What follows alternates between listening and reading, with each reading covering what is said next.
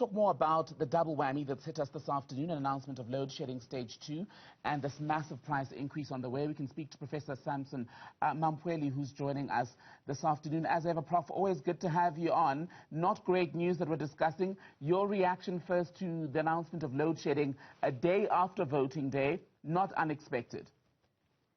Afternoon, Tabekile and the viewers. From my point of view, I actually expected the announcement of load shedding any time.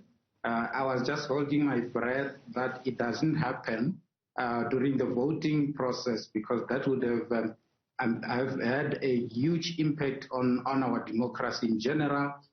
So for me, it doesn't come as a shock anymore. We've been looking at the system that is always constrained because of the aging infrastructure, that we need additional new generation capacity. So what happened a few days before the elections, Eskom had to implement stage 4 load shedding because they were preparing for the elections. So they had to amass or save quite a lot of energy using things such as pumped storage systems that they have, so that we can have enough power during the voting process. So they have now exhausted all those savings because they had to ensure that there are no power cuts during the voting process.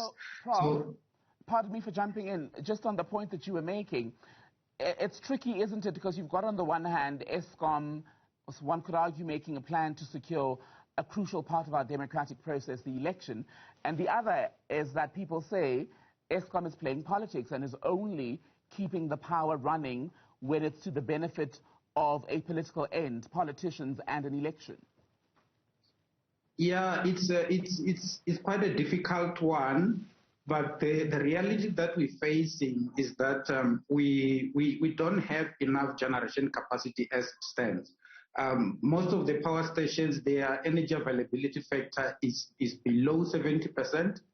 And as a result, any small breakdown here and there causes a huge upset in terms of the energy availability in general. And then Eskom has to implement load shedding. So for the elections, they couldn't afford to have load shedding during the elections. So they had to save some energy for them, basically to safeguard our democracy. What they can do now, which is something that I suspect they were doing, is to run the expensive open cycle gas turbines, which run on diesel, which is quite expensive. And we have seen, you've just indicated now in one of the topics that the price of fuels is going up already. So that's a very difficult kind of a situation that Eskom finds themselves in.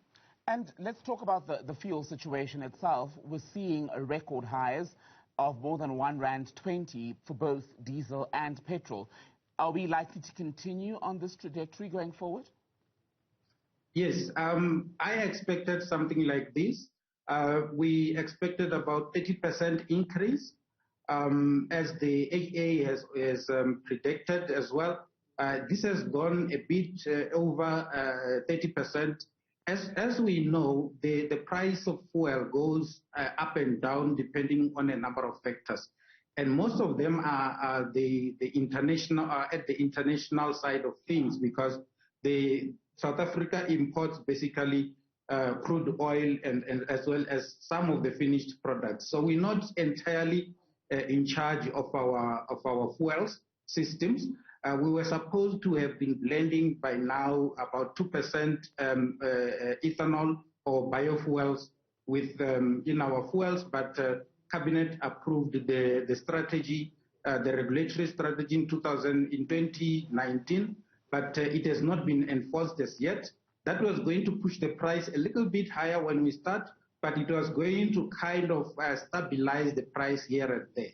So what we're seeing now is, as a result of what is happening globally, you will recall that the US president also came out asking OPEC to increase production so that they can kind of lower the prices because of the economics of scale.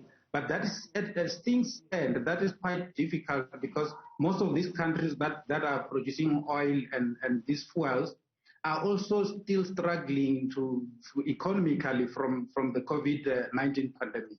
So I don't see these prices going down anytime soon. I think what we need to be doing as South Africa is to stabilize our electricity grid in terms of generation capacity and encourage things such as the introduction of electric vehicles that are much more efficient when it comes to the usage of electricity or the fuel per se.